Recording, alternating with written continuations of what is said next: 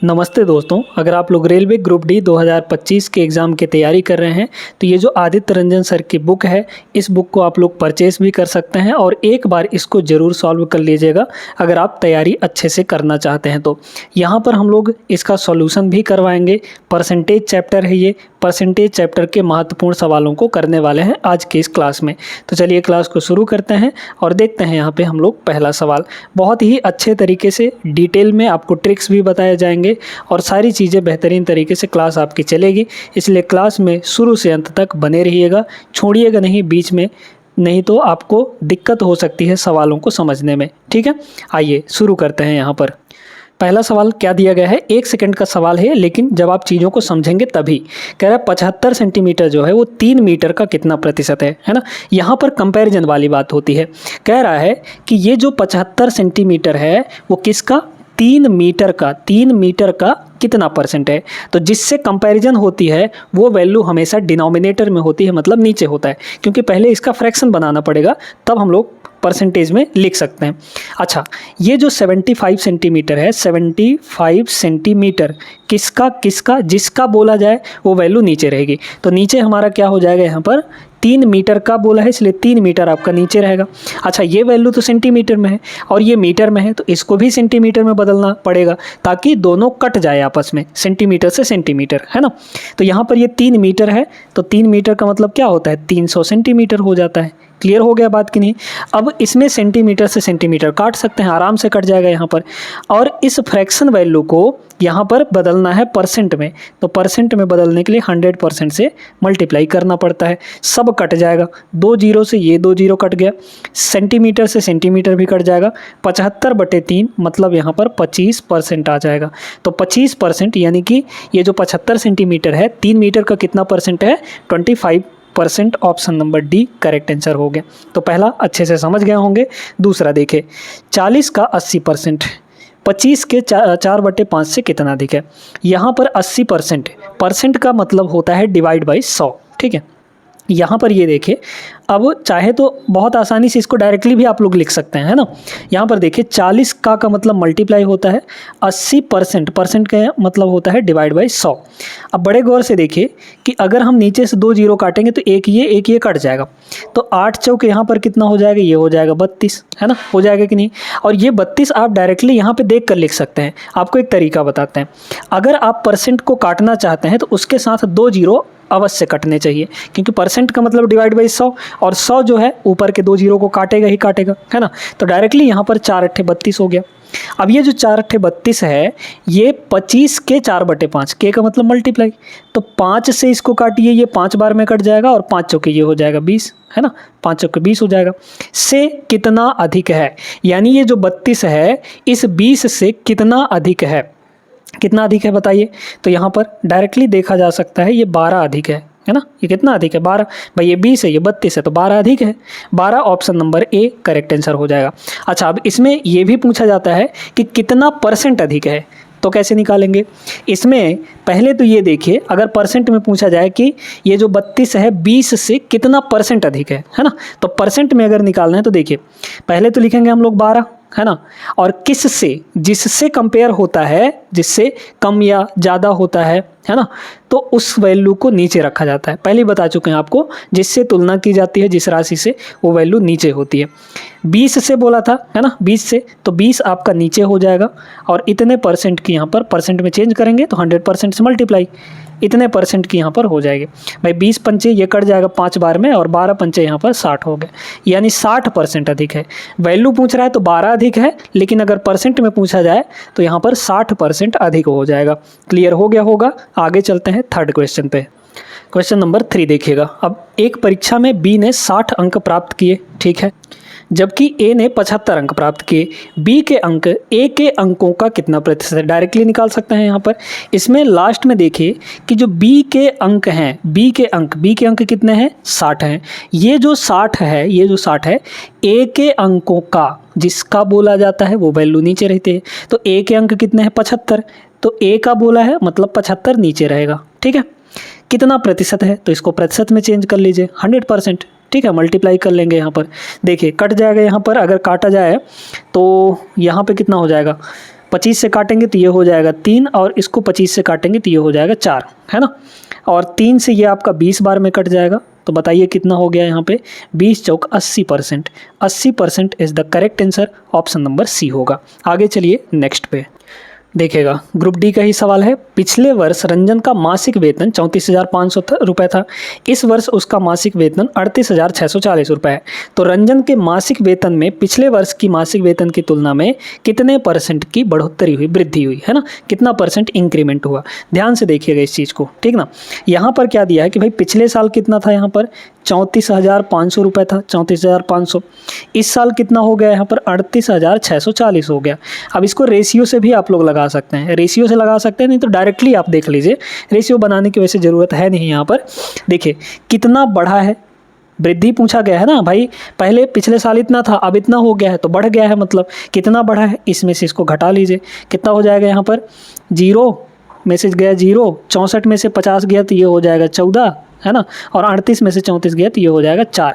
ये 4,140 रुपये बढ़ा है, लेकिन हमें पूछा है किसमें, % में कितनी बढ़ोतरी हुई, है ना। तो यहाँ पर ये बताइए पिछले वर्ष के मासिक वेतन की तुलना में, तुलना किससे की जा रही है, पिछले साल से। तो पिछले साल का मासिक वेतन कितना है, ये है 34,500, है ना, 34,500 है। तो जहाँ से बढ़ा है उसको डिनोमिनेटर में लिखेंगे और इसको % में चेंज करना है तो 100% से मल्टीप्लाई कर लीजिए।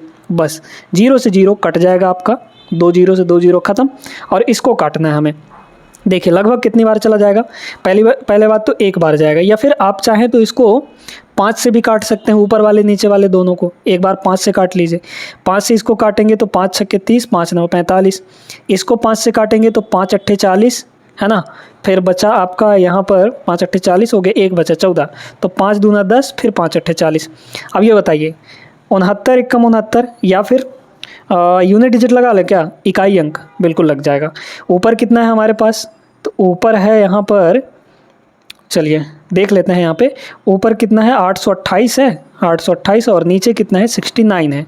अच्छा, इस 9 में हम क्या मल्टीप्लाई कर दें, कौन सा इकाई अंक की हमें 8 मिल जाए।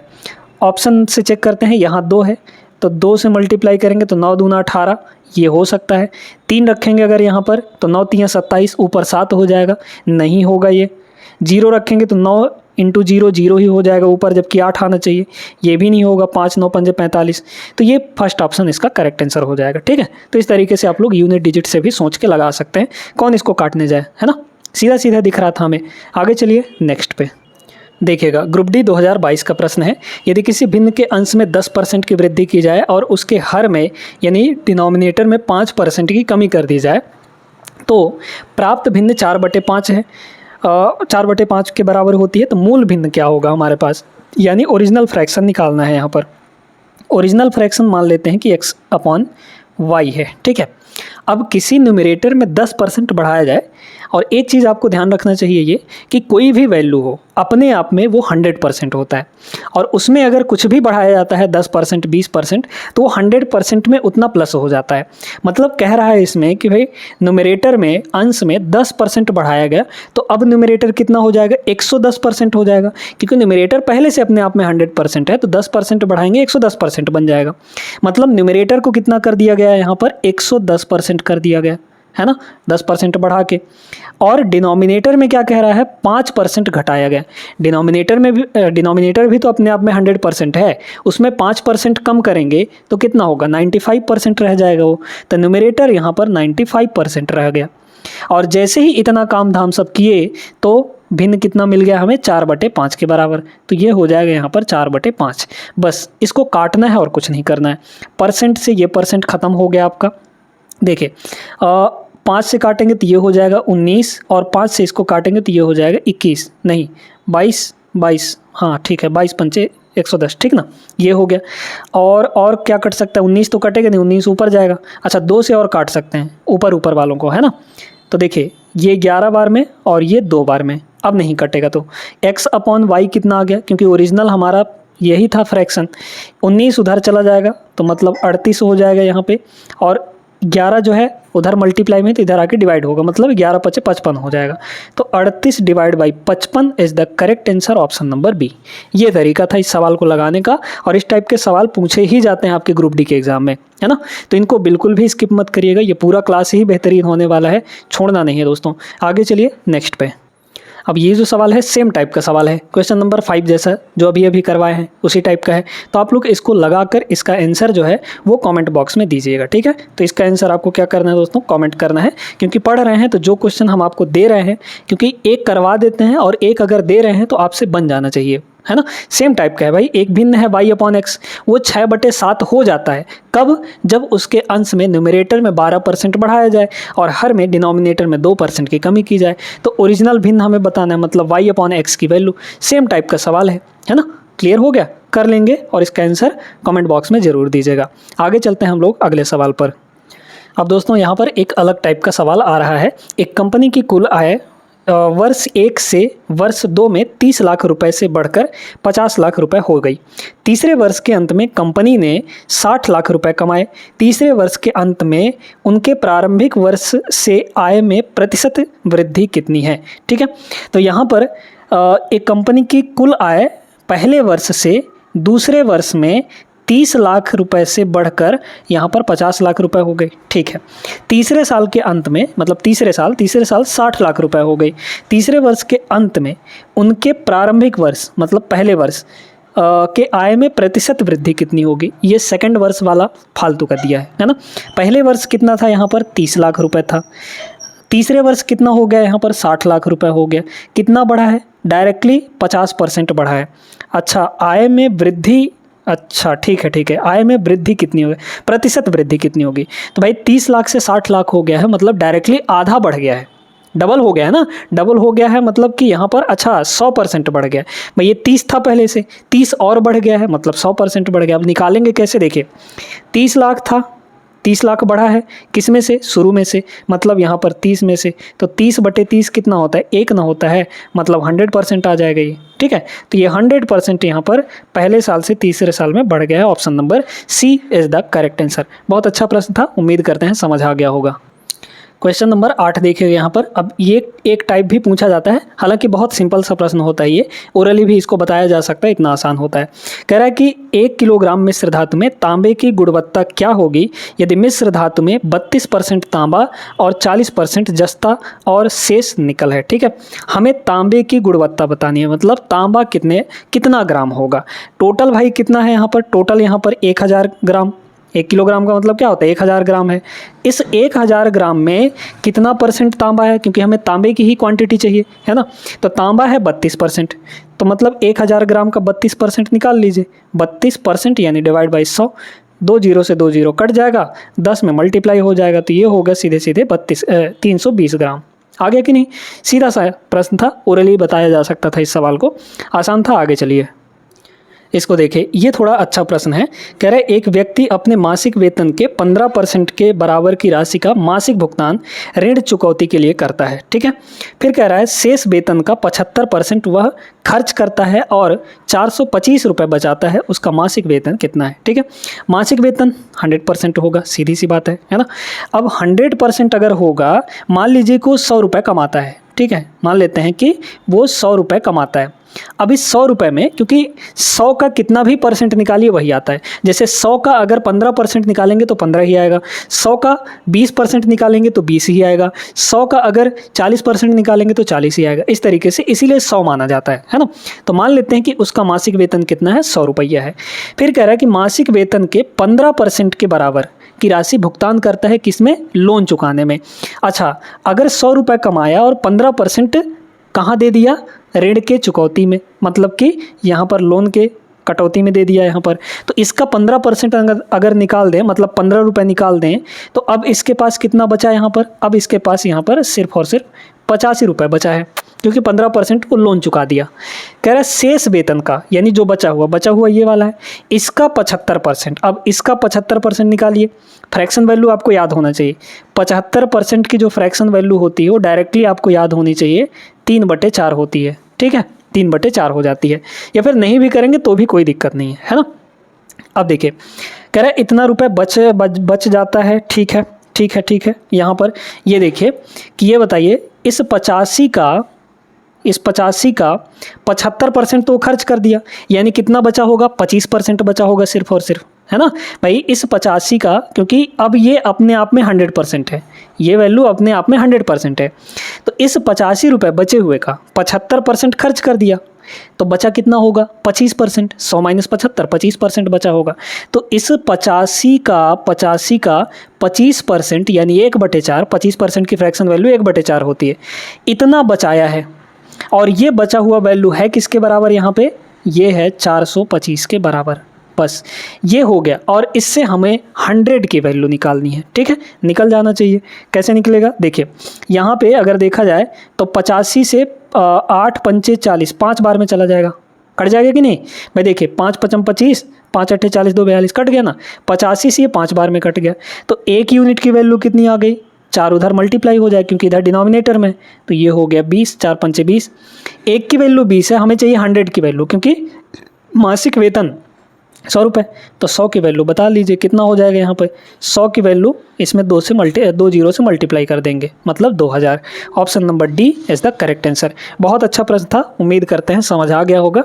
आगे चलिए नेक्स्ट पे, इसको देखिएगा। कभी कभी इस टाइप के सवालों में आप लोग कंफ्यूज हो जाते हैं, कंफ्यूज नहीं होना है। इसमें यह कह रहा है कि यदि दूध की कीमत पानी से 15% अधिक है तो पानी की कीमत दूध से लगभग कितने प्रतिशत कम है। कई सारे तरीके हैं, रेशियो वाला भी तरीका है और बाकी तरीका भी है अपने पास। देखिएगा यहाँ पर 2 चीज़ें हैं, एक तो है मिल्क और दूसरा है यहाँ पर वाटर, ठीक है। कह रहा है दूध की कीमत पानी से 15% अधिक है। पानी से बोला है, जिससे बोला है उसको बेस मानिए, यानी 100 मान लीजिए। तो पानी यानी वाटर मान लीजिए कि 100 रुपये पर केजी है, ठीक है, 100 रुपये पर केजी, होता नहीं है इतना, 100 रुपये पर लीटर है, लीटर। 15% अधिक, तो 100 में 15% अधिक करेंगे कितना होगा, 115 हो जाएगा। मतलब मिल्क कितने रुपए पर लीटर है, 115 रुपये पर लीटर। तो ये इससे अधिक है ना। अब पूछा जा रहा है कि पानी की कीमत दूध से कितना कम है, दूध से। अब कंपैरिजन वाली वैल्यू कौन हो गई, यहाँ पर मिल्क हो गया, है ना। तो ये इससे कितना कम है बताइए, 15 कम है, 15 कम है, लेकिन किस से, अब तुलनात्मक वैल्यू चेंज हो रही है। पहले किससे तुलना हो रही थी, पानी से, अब किससे तुलना होगी, दूध से। तो दूध की वैल्यू नीचे रखेंगे हम लोग यहाँ पे, तो मतलब 115 यहाँ पर नीचे हो जाएगा। परसेंट में चेंज करना है, 100% से मल्टीप्लाई कर लीजिए। चूँकि वैल्यू यहाँ पे बहुत दूर दूर दी गई है, इसलिए अप्रॉक्सीमेट वैल्यू लगा सकते हैं हम लोग यहाँ पर, है ना। देखते जाइए, अगर 15 पचे 75, 15 छक्के 90, 15 सत्ते 105, 15 अट्ठे 120, है ना। तो मतलब 8 बार में चला जाएगा ये, ठीक है। 15 एकम 15 और इसको मान लीजिए आप लोग 120, ठीक है, 120, तो ये 8 बार में चला जाएगा। और 1/8 जो होता है ये 12.5% होता है। 1/8 कितना होता है, 12.5%। अब बड़े गौर से देखिएगा कौन सी वैल्यू होगी, 10.50 होगा या फिर 13.04 होगा, इसको बड़े गौर से समझिए। देखिए हमने यहाँ पे न्यूमरेटर वाली वैल्यू को बढ़ाया, इंक्रीज किया। जब न्यूमरेटर की वैल्यू को, अप्रॉक्सीमेशन लगा रहे हैं यहाँ पे, जब न्यूमरेटर की वैल्यू को बढ़ाते हैं तो ओवरऑल वैल्यू जो है वो कम आ जाती है। भाई किसी भी नीचे वाले वैल्यू को अगर बढ़ाते जाएंगे तो ओवरऑल जो फ्रैक्शन वैल्यू है वो कम आ जाएगी। कम आ जाएगी मतलब हमारा एक्चुअल में क्या होगा, ज़्यादा होना चाहिए उससे, है ना। तो 12.5% से थोड़ा सा ज़्यादा ही होगा हमारा वैल्यू, जो कि 13.04 है। ये आपका हो जाएगा। सिंपल सी बात है, सीधी सी बात है यहाँ पर, है ना। तो अप्रॉक्सीमेशन लगा के कर सकते हैं, बाकी आप करना चाहें तो यहाँ पे भी कर सकते हैं। 1500 डिवाइड बाई 115 या फिर 5 से काटेंगे, 5 3 15, 23 पंचे 115, है ना। तो 300 डिवाइड बाई 23 हो जाएगा, उससे भी आप लोग कर सकते हैं। उम्मीद करते हैं क्लियर हो गया होगा। आगे चलिए, अब ये जो प्राइस और कंजम्पशन वाले क्वेश्चन होते हैं, इनको लगाने के एक यूनिवर्सल तरीका आपको बता रहे हैं। यूनिवर्सल मतलब हर एक क्वेश्चन में वो लागू होगा, ठीक है। जब भी आपको दिखे प्राइस, खपत यानी कि कंजम्पशन, और यहाँ पर व्यय यानी एक्सपेंडिचर, ठीक है, तो इन तीनों का यहाँ पर रिलेशन हम आपको बता देते हैं। उस रिलेशन से आप कोई भी सवाल यहाँ पे लगा सकते हैं, है ना। तो देखिएगा यहाँ पर कह रहा है कि चीनी के मूल्य में 30% बढ़ाया जाता है। सीता को चीनी की खपत कितने परसेंट यानी कंजम्पशन कितने परसेंट कम कर दे वो कि उसके व्यय में कोई वृद्धि ना हो। कभी कभी ये भी बोला जाता है कि खपत कितने परसेंट कम कर देनी चाहिए कि व्यय सिर्फ 5% बढ़े। इसमें तो बोला है व्यय कोई ना बढ़े, मतलब इसके लिए भी आपको बताएंगे, लेकिन कभी कभी बोल देता है कि सिर्फ 5% ही व्यय बढ़े, या फिर खपत सिर्फ 3% ही हो, तो उसके लिए खर्चा कितना होगा, कितना परसेंट बढ़ाना चाहिए हमें, है ना। तो कुछ भी तीनों में से किसी में भी दो में चेंज दे सकता है और तीसरा चेंज आपको पूछा जा सकता है, तो हर एक के लिए वो फॉर्मूला काम करेगा। अब देखिए यहाँ पे फॉर्मूला क्या होता है कि यहाँ पर ई मतलब एक्सपेंडिचर यानी व्यय, ये वाला, ये जो होता है ये होता है प्राइस इनटू कंजम्पशन। तो यहाँ पर हिंदी में भी लिख देते हैं, ये होता है आपका व्यय, है ना, ये क्या होता है व्यय बराबर ये होता है मूल्य, ये होता है मूल्य मल्टीप्लाई यहाँ पे ये खपत यानी कंजम्पशन, ठीक है। तो ये फॉर्मूला अगर आप लोग याद रखते हैं तो ये इससे आपका सारे सवाल इस टाइप वाले बन जाएंगे, ठीक है। अब लगाना कैसे ही ये देखिएगा, हमें जो चीज़ें दी गई हैं उनको पहले लिखिए। क्या दिया है, 30% बढ़ा किसमें, मूल्य में। तो यहाँ पर देखिए प्राइस क्या हुआ, 30% बढ़ रहा है। आप चाहें तो 100% से 30% बढ़ा के 130 लिख सकते हैं, ये भी कर सकते हैं, लेकिन इसमें थोड़ा सा झंझट है, मतलब कि ज़्यादा काटना पीटना पड़ेगा, इसलिए डायरेक्टली इसकी फ्रैक्शन वैल्यू अगर आप जानते हैं तो फ्रैक्शन वैल्यू लिख लीजिए। 30% का मतलब होता है 3/10, यानी 10 से वैल्यू 3 बढ़ जाएगी। इसका मतलब ये है 30% बढ़ने का मतलब ये है 100 में 30 बढ़ाइए या 10 में 3 बढ़ाइए, दोनों का मतलब एक ही है ना। तो वैल्यू पहले 10 थी, ये डिनोमिनेटर वाली ओरिजिनल वैल्यू होती है। ओरिजिनली कितना था प्राइस, यहाँ पर 10 था और उस पर 3 बढ़ जाएगा, बढ़ने के लिए बोला है तो +3 करेंगे, 10 में 3 करेंगे बढ़ाएंगे तो 13 हो जाएगा। यानी शुरू में प्राइस यहाँ पर 10 था, बाद में हो गया यहाँ पर 13, ठीक है। अब दूसरी चीज़ क्या बोला है, कितने खपत, चीनी की खपत कितने प्रतिशत कम कर देनी चाहिए। खपत मतलब यहाँ पर कंजम्पशन, है ना। तो कंजम्पशन हमें पूछा गया है, हमें और क्या दिया है, व्यय में कोई वृद्धि ना हो, यानी व्यय जितना पहले था, मान लीजिए 100 रुपये खर्चा पहले हो रहा था व्यय, तो अभी भी 100 रुपये ही होगा, या फिर 1 रुपये पहले हो रहा था तो अभी भी 1 ही रुपये होगा। यानी सी की वैल्यू, कंजम्पशन की वैल्यू हमें दी गई है क्या, अच्छा कंजम्पशन तो निकालना है, और क्या दिया है, एक्सपेंस दिया गया है, एक्सपेंस एक्सपेंडिचर पहले जितना था अभी भी उतना ही रहना चाहिए। 1-1 मान लीजिए, 2-2 मान लीजिए, 3-3 मान लीजिए, 100-100 मान लीजिए, कोई दिक्कत नहीं है, जितना पहले था अभी भी उतना ही है, कोई वृद्धि नहीं होनी चाहिए, बस ये है कहने का मतलब। अब हमें निकालना क्या है, निकालना मेन काम यही है, निकालना क्या है हमें, कंजम्पशन। कंजम्पशन का फॉर्मूला बताइए, यहाँ से क्या होगा, यहाँ से कंजम्पशन का फॉर्मूला क्या होगा, इनमें से 2 चीज़ें आपको दे सकता है, तीसरा पूछा जाएगा, है ना।